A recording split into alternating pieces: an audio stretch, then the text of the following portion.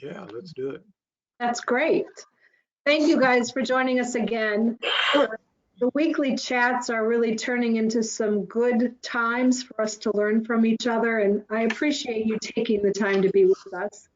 We reached out this week to Kim, and she's in Pueblo and is going to talk a little bit about what they're doing virtually for their Getting Ahead classes and the investigators.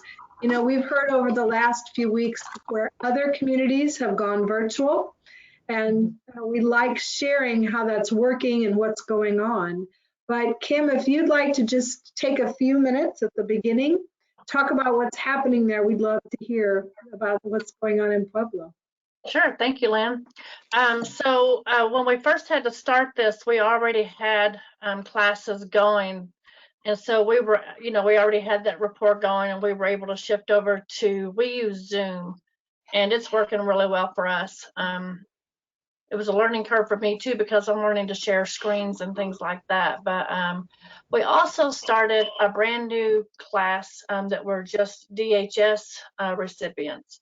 And so the caseworkers reached out with names, and the process I took was I called each one of them in advance and just kind of gave them an orientation and got to know them just a little bit, so they felt like they already kind of knew somebody. And then in order to get them their books, I had them just do a drive-through at a local school that was kind of in the middle for all of us. And, wore my mask and all that, handed them their book and got to know them a little bit more. And then when they got on the Zoom call, I think it made it a little bit easier because they kind of already knew somebody. So we already talked about their kids and their home and what the class was about and all that. So we started our classes. I have to say we started our 6th class today, and it's going so well. It's really going well. I'm really impressed by, I took Treasure's advice the first time we were talking about it. She said, we talk about the kiddos in the background, or the pets, or the whatever. And so I try to incorporate that when I can and let them know that that's not a problem. Real life's going on. We still have to do that. We ooh and ah over the babies and the puppies and all that, and they already have a great rapport. They've already exchanged personal numbers. They call each other, and this is only our 6th session, and they've never met in person. The only one they've met in person is me.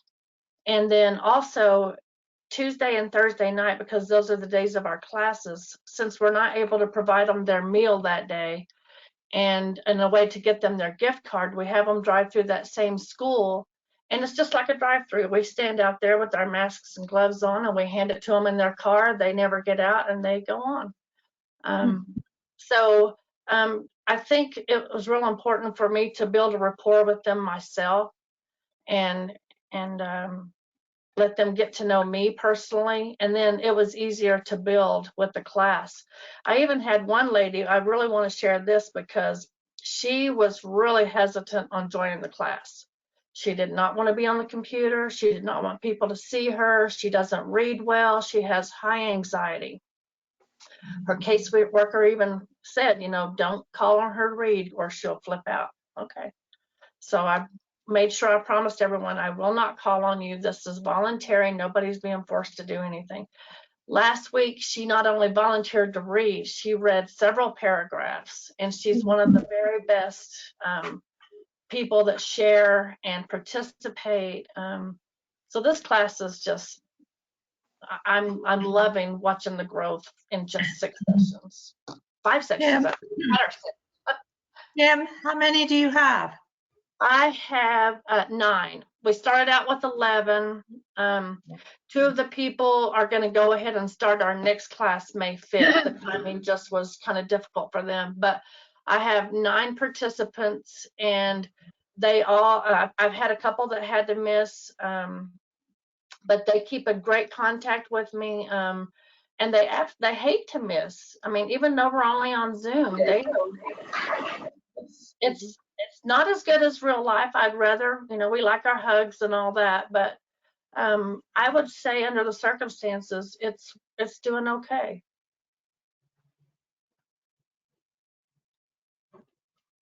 Thanks for sharing.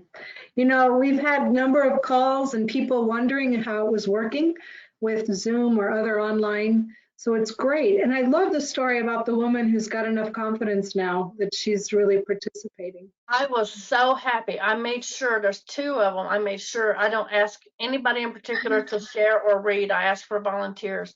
But I was impressed that she volunteered to read, but I was more impressed that she read a lot. Yeah.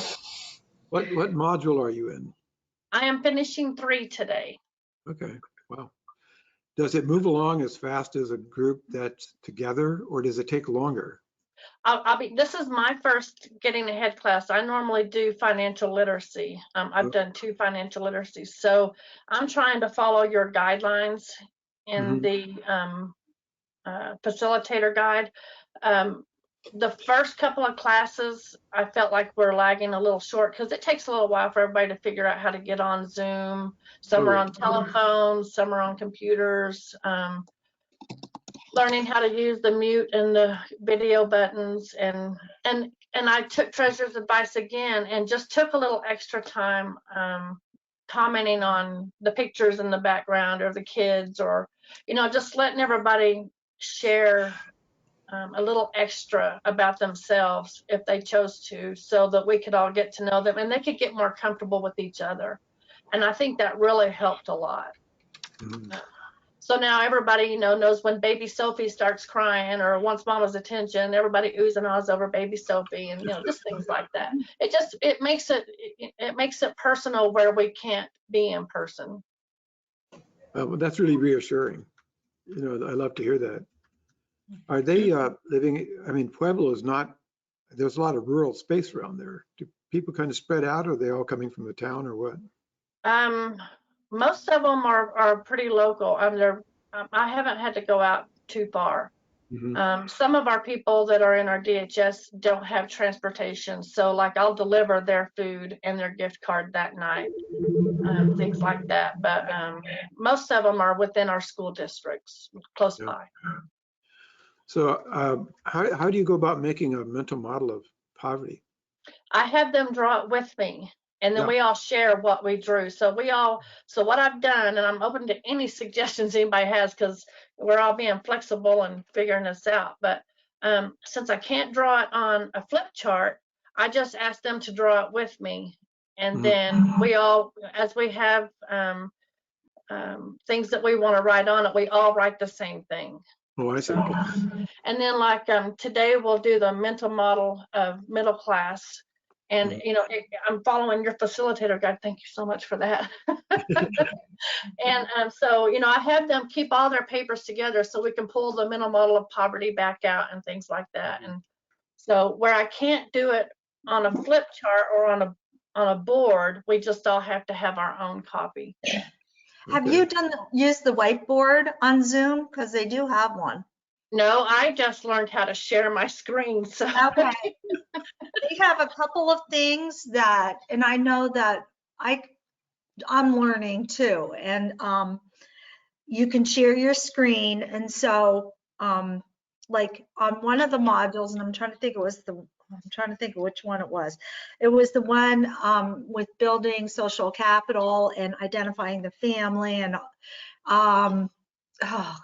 but anyways, there was a diagram that was in the book, and I was able to recreate that diagram using Zoom prior to. And then I just shared that and we talked about it. And then I have used the whiteboard where you can actually create a circle and type in. And then you can even save it, I am going to use that. Thank you for that, because I'm going to use that when I do the theory of change next time, because that was complicated to do. Yep, exactly. And that was my challenge, because I had already done those things before COVID hit. And then it was like, then I'm like, oh my gosh, how am I going to teach this virtually? Because I was used to kind of doing the flip chart and all that kind of thing. So I just sat down and I was like, okay, I got to figure out how to do Zoom and what I can do and blah, blah, blah. So I just was doing a crash course on it. And so Thank you for that. I will do Yeah. that for the next one because I start a new class in a month, and I thought I'm doing this different. I can Yeah. improve that. And, the same with me, like there's things that I'm like right now, we have like a couple more weeks to go. And, and it's about building the resources. And I find that a little bit challenging because of the fact of COVID. It's like everybody's in the same boat. So, you know what I mean? Like we're all like lacking resources right now. Mhm. Right. So. Yeah, I'm on a learning curve with the investigators because they're all trying to figure out how to use Zoom just to participate. And I'm Right. trying to figure out how to use it to make sure we can participate. And I usually let them know that. I said that we're going to learn this together so that they don't expect, too much. Deborah, you have some questions. I do. I've actually spent a lot of time thinking about this. So I manage the conferences in for the St. Vincent de Paul in Dayton, Ohio. And we were at a very fortunate place in our getting ahead when the COVID hit, because we were just that week beginning to start a new group. So we canceled it. We've been staying in communication with them, looking forward to the day then we can again either safely gather or gather virtually. But I have a little bit of experience with teaching online classes and taking as a student online classes. So I'm looking at this opportunity here a little differently. And so I guess my question to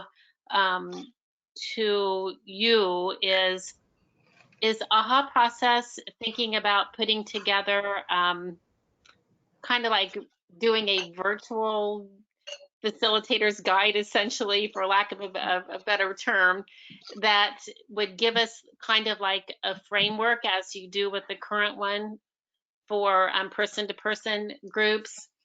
And I want to know if this is even appropriate, because this is the road kind of I'm going down, and that is I want to look for some opportunities where we can.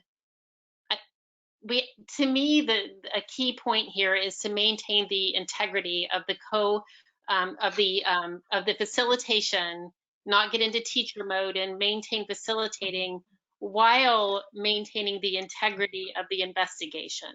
So I think those are some key points. And so the question in my mind then is, how do we do that virtually, and how do we do that with quality?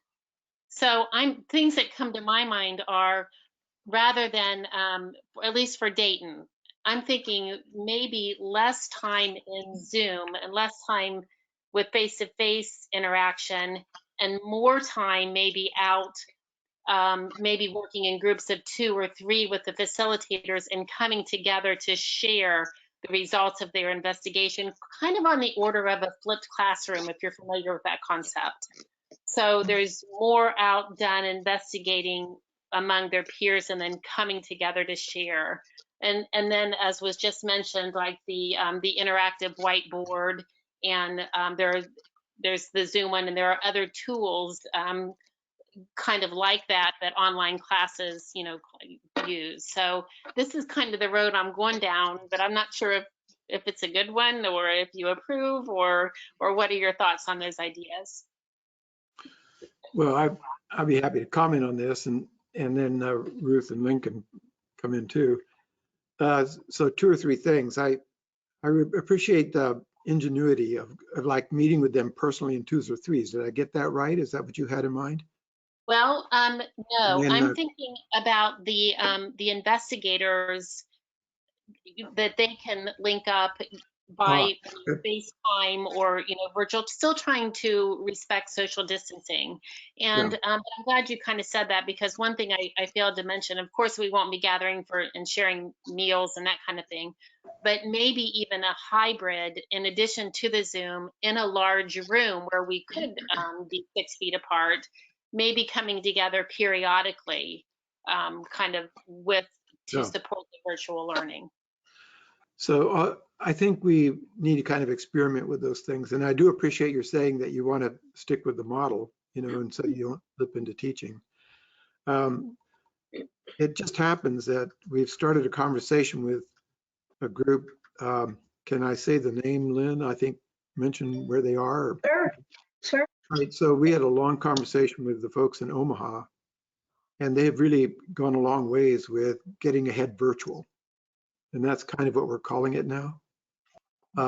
So the idea is that since they're so advanced in this and they've gone so far with it already, that they will be able to answer a lot of questions in a setting like this right now. But there's a lot of things that go with putting it, the training of people like yourselves that are getting ahead and want to do it virtually, they're in a position to do that training. And they have the technology worked out. And so they can give a lot of advice and support. So we're thinking of having them be a trainer for getting ahead virtual. And we all want to get moving on it quickly. So they're actually, I think, going to start by experimenting with a group in Hawaii, because getting ahead there, they've not been able to. This is kind of the sweet spot about virtual, is that they can actually reach people on those remote islands and have them be part of this. Isn't that cool? So that won't become available immediately, right? That'll take a little time, but know that we think it's going to happen. But the other part of it is don't stop doing what you're doing. And Kim, the idea is you had to meet in a big room and kind of be able to see each other at certain times. That sounds like a good thing to try. And the idea is we're hearing from Deborah. So I would say do that, because we'll come back to these meetings and share this stuff and learn from each other. So we're at the place where we're going to create something that really works. So Kim, thanks for having so much courage to do it. My pleasure. You can ask Ruth and Lynn. I've been doing this for a long time. I still need help. So I really appreciate what you're doing. Thank you. I have a question.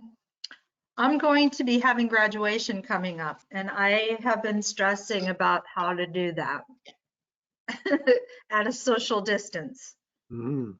So I want to pick someone's brain. So I don't know. It's going to be May 19th is when their last class is. So it's like, and who knows, everything's so up in the air. I'm from Pennsylvania, so it's like, we still don't know what our state mandate is going to be as far as going to code yellow or. So I don't know whether to just have a virtual graduation and how I can make that fun. I can tell you what we just talked about yesterday.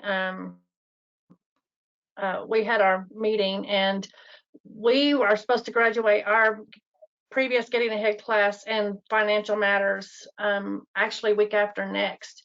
So we've just decided to try to postpone the graduation. We're going to go ahead and give them their certificates, but postpone the graduation till a fluid date of July. And go ahead and then have a graduation for all of them, but let them, like I've already let my classes know, your success is very important to us, and we do want to celebrate it, but we want to celebrate it safely. So tentatively, we're looking at July, and we're going to have a big gathering at that point, as long as they say it's safe for us to do so. But we're letting them know that it's still very important. We're still going to do something to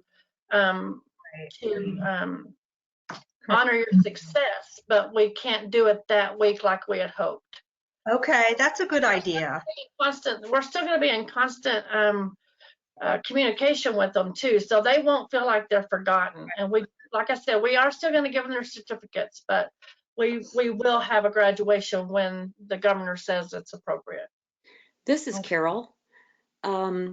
We had 4 sessions left when we had to stop gathering as a group. And we're currently doing a combination of things with the investigators that chose to do this with us. And we're texting, we're emailing, we're in personal contact with them, phone conversations after they've emailed back. We were at the point where we were talking about the future story, and then the thing will be to develop the plan. So we've had telephone conferences with each person. We have 5, so that's very doable. And as far as graduation, they all have smartphones. You're able to video. We're trying to figure out a way where they can actually present their plan, because that was such an important part of the graduation gathering. So we're going to have each one of them video, tell us about their plan, show us their plan, and then, and believe me, I don't know how we're going to do this, but it can be done. Put all of those things together, and then we will have a Zoom meeting for graduation where we'll show those videos and talk about them, and we'll be sending them as part of a graduation gift. We usually send a $50 gift card. So we'll be sending e-gift cards, and we will be doing their certificates as well. And we played around with, you can send a party in a box. You can send a graduation party in a box, which has decorations and it has a cake and all of that. And we just thought that because they will be in a room mostly by themselves, that really wouldn't have the best feeling to it. So we're not going to do a celebration box individually, but we will celebrate with them, as you were saying, Kim, later on in a group when we can. And here they go from the workshop into our graduate program. And we were meeting once a month with them as graduates and in a group, and we support their plan. And there's a lot of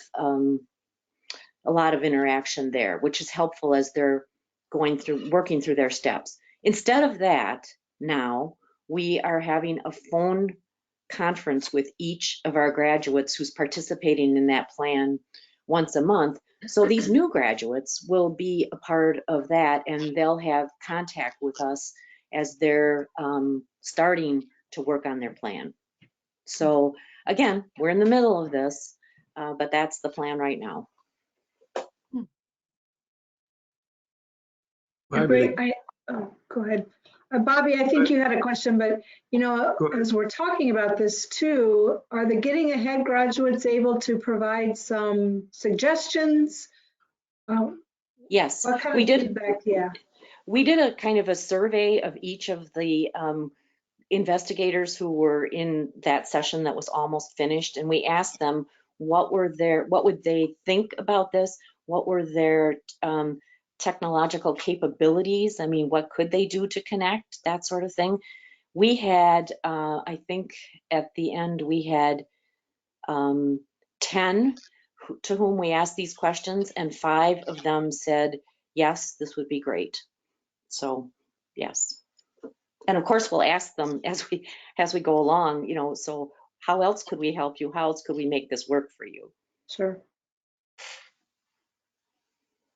Yeah, once again, I love your ingenuity. Tell me more about that thing in a box. I mean, does someone deliver a cake that way, or what do you do? Yes, you can do anything on Amazon, right? Yeah. Really? Wow, well, see, if it was me, I'd want a box with a cake in it. And this would be a banner. There were banners and other decorations and possible. Oh, well. No, Are they individual? They are individual, yes, individual box that can be delivered to whoever you want to send it to. Now, we do have one person who, if people are, he's semi-homeless. So, we were considering those things as well. Oh, okay, I'll have to check that out. So Carol, I'm really glad you brought up the post Getting Ahead part of this. In my fear when we do this is that there won't be as strong a connection. It'll be hard to keep folks engaged in all of the things that would, they're pursuing their goals, right? And if they keep meeting, whatever structure you have for them to do that, that's just as important as going through Getting Ahead. Yes, thank you. virtually, that's going to be an issue, right? So keep a record of what you're doing so you can come back and tell us what works and what doesn't. Well, This we've is Deb. established, we have a group that we're doing in Spanish as well as English, and we do those separately, but the 15 or 20 English speaking that have been coming regularly once a month, and doing some talking with each other, supporting each other, and then also we're there. So they're used to this kind of sharing. We have a format. We have tell us what worked in the last month, tell us your tyranny of the moments in the last month, and so on, and tell us your successes, and tell us what you're going to do in the next month to achieve your goals. So they're used to this, and we're going to use that same format when we talk to folks on the phone. Okay. Thanks. Bobby, did you have a question? Actually, I do. I actually have a few questions for Kimberly, just real quick. I've watched a few of the Zooms that you're on, and you have classes twice a week, so they shorten it down to what, 8 weeks? Yes. It shorten it down. And so how many classes do you guys have per year? So we just started doing this about 1.5 to 2 years ago. I work with Catholic Charities, and I think I'm new to Pueblo. I just came in August. Okay. I think this is we're finishing up our second Getting Ahead class, and then this is our first DHS class that is the 2 times a week. And we've got 2 more in the works, but the other ones we do once a week for 16 weeks, and we have 2 of those. We have 2 Getting Ahead classes right now and 2 financial literacy classes that have graduated Getting Ahead. And so go ahead. I'm sorry. It's okay. And right now I'm doing, we've got 2 Getting Ahead classes on Zoom, and then we've got 2 or 3 more planned for the future in the next month or 2. Okay.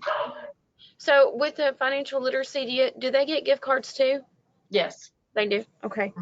Mhm. And another question is funding. How, and this might be for everybody, but is there a list of grants or funding sources for these programs and anywhere? And that's for anybody, a question for anybody. This is Ruth. Some of you are self-muted. Nicole, Travis, William, I'll open up your mics if you want to respond back to that as well. And then I will say that your question, Bobby, is timely because next week we actually have a grant writer coming on. Okay. Who is going to talk about how she has found grants for her organization and give some key kind of things to look for. So I'm happy to hear what we can answer this week, but just know that we do have a grant writer coming on next week as well. Perfect. Thank you. Everybody else just gets theirs from the church or? We are supported through grants. I don't feel qualified to answer that question because I don't know exactly how. I mean, that's a department that does that for us, or my director, and I don't. Okay.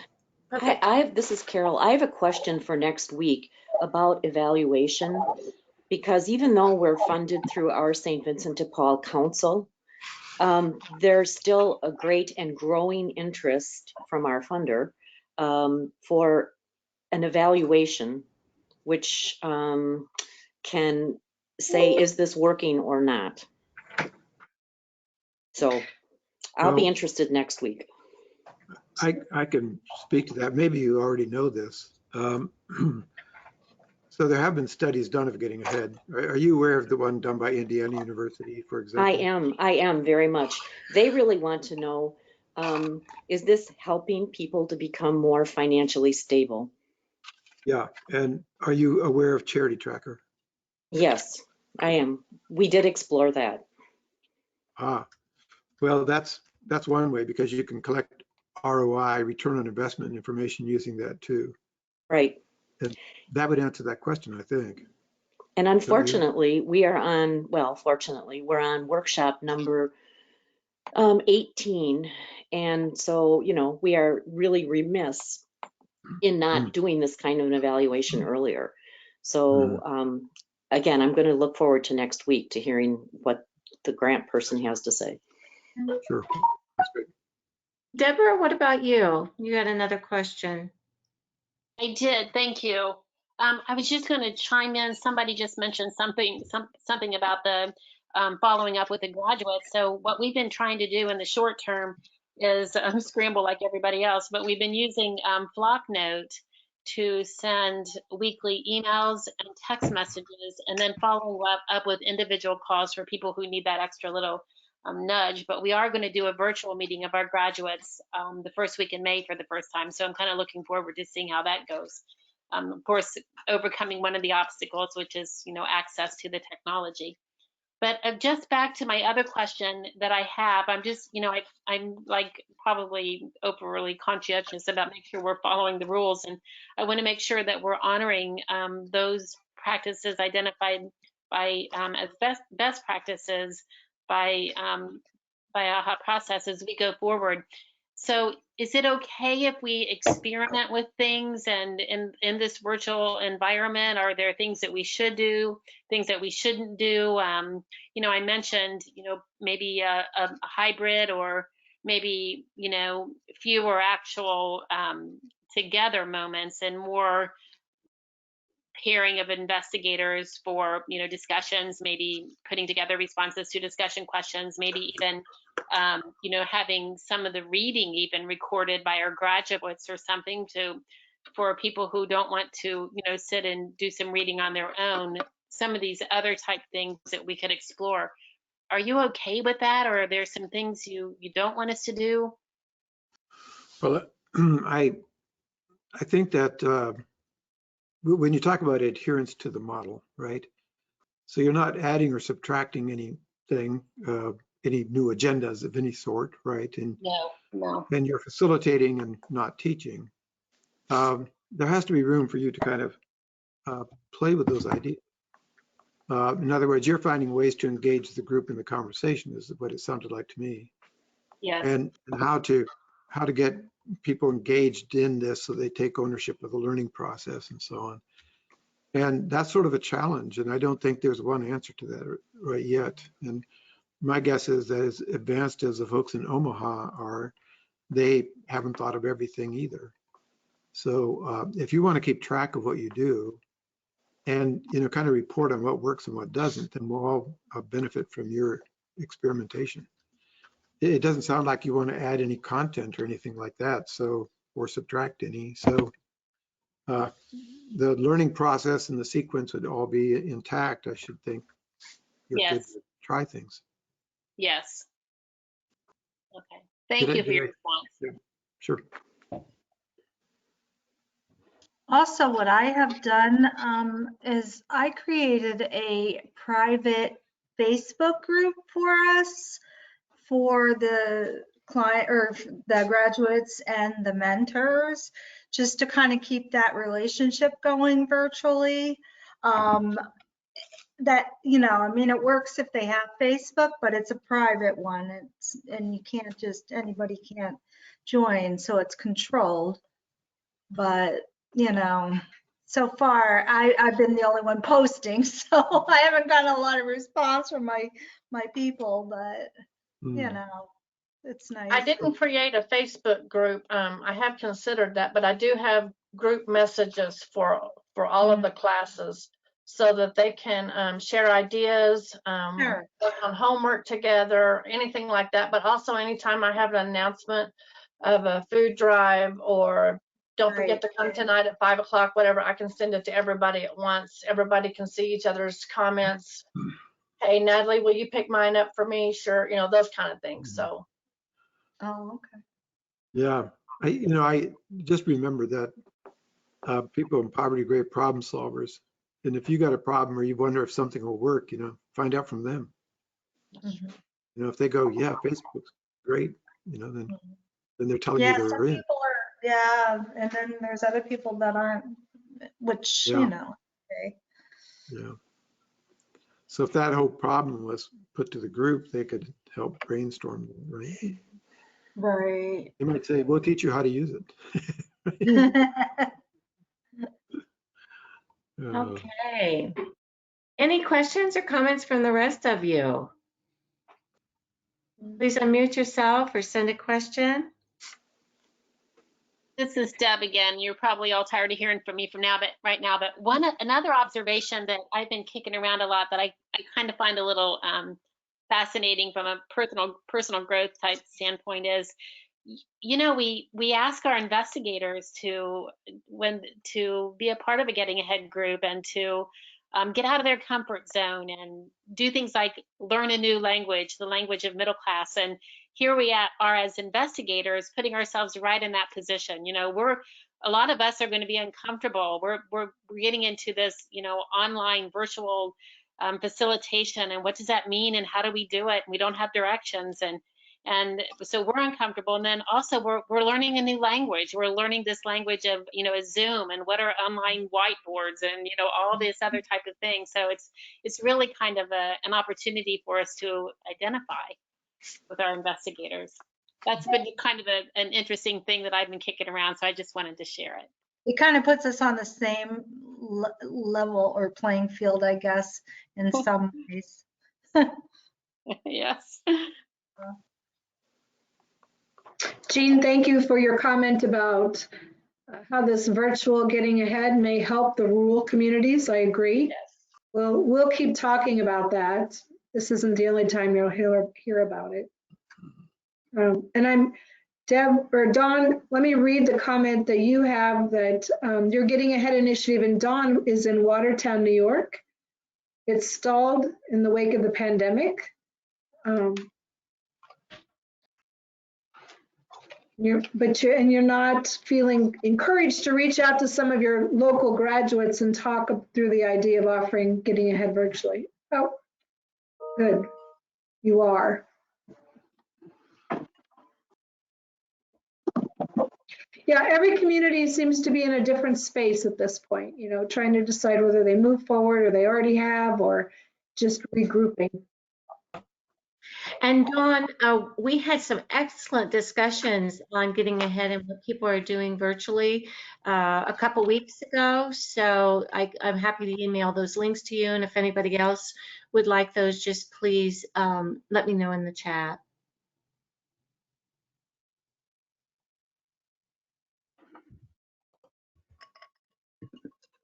Any other questions, comments? I've got a couple of observations to make. All right, Ed, go ahead. Okay. Just watching others on Zoom in terms of family gatherings, one of the things I was concerned about a lot along with Phil is you lose that intimacy of reading somebody's nonverbals and just being in a room with them as you're discussing.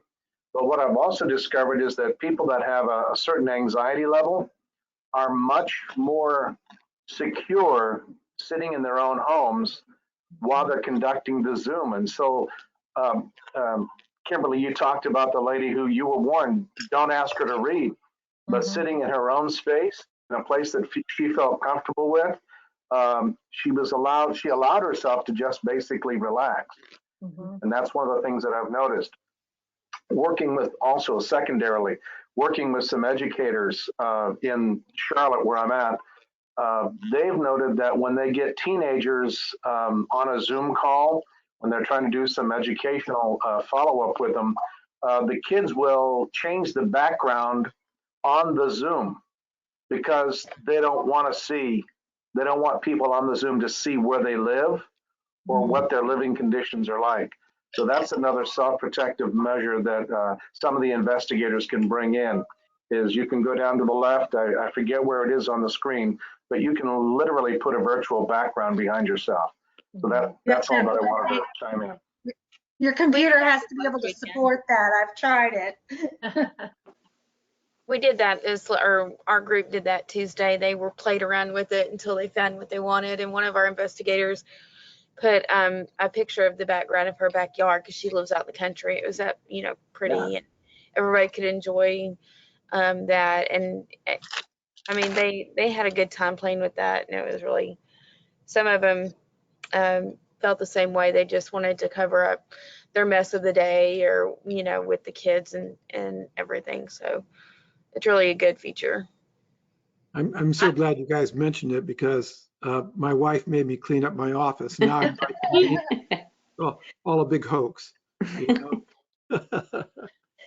I can't use the background on my computer. It won't let me. It keeps saying I upgrade or I don't have the requirements or whatever. You have to you can put a green screen behind you. So I tried the green screen and I just, for some reason, I don't know if the lighting is not right, but. yeah, whenever I do it, I'm invisible. It's really kind of funny. Yeah, right. I do want to share one more thing though that I just remembered to share some positivity as well. I had one lady for Tuesday's class that texted me. She had gotten some news that had her very upset and nervous, and she said, "I just don't think I can do class today." And I said, "Well, I really hate for you to miss class." And I didn't say you have to be there or anything. That's her choice. I said, "I really hate to miss class. Hate for you to miss class." I said, "We're going to miss you." And she said, "Well, if I come, can I just not be on video? I don't look very good." I said, "Of course." She got on and she was a great participant. She just didn't want to be seen. She had been upset. She was a great participant. When she came through the drive-through that night to get her gift card and her meal, I said, "Thank you so much for joining us today. I really enjoyed the discussion with you." And she said, "No, thank you for encouraging me." She said, "For that 2 hours, I didn't worry about the situation we discussed." She couldn't say what it was because her kids were in the car. She said, "I didn't think about that situation we discussed, and I actually got to think about how I can do things positively." And I said, "Oh, you've really touched my heart." But, the freedom they have to just think about how they can improve their lives and their home, even when they have the tyranny going on, even though it's virtual, I think it's a real positive part of their day that they look forward to. Thanks for sharing.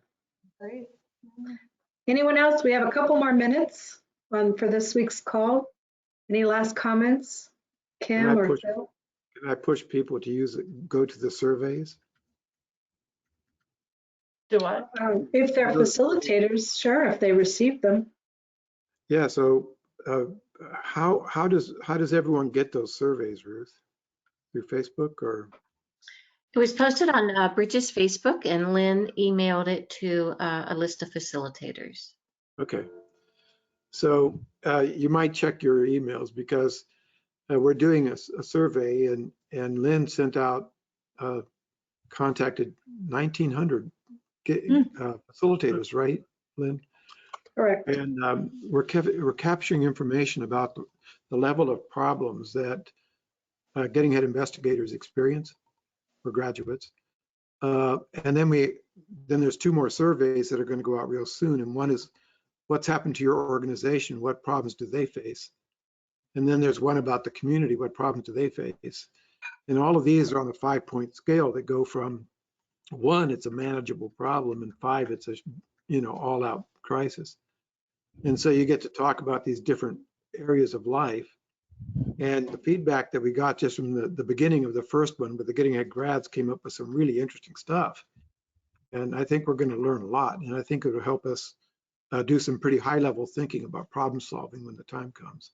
So I hope you guys will look into those surveys that are out there now about the community and about your organizations. It's all in one Survey Monkey, but the first half is about your organization. The second half is about the community. Thanks for giving me the time. That one will be released on Monday. The investigator one is out now. So we did ours Tuesday night. We were on the Zoom call, and our facilitator just kind of had a discussion. She asked the questions and had a discussion for everybody. And it brought up just, so much stuff. And we were able to discuss it. So I work for a government agency, so I was able to help link them to resources and different things like that. But it brought up discussion about what their needs are right now, things that they weren't really telling us. So it was thanks for sending that out. Oh, thank you. I just say, do you work for a governmental agency, you said? Is it TANF? No, I work for a council of governments in Okay. Sherman. Yeah. I threw in a question about TANF.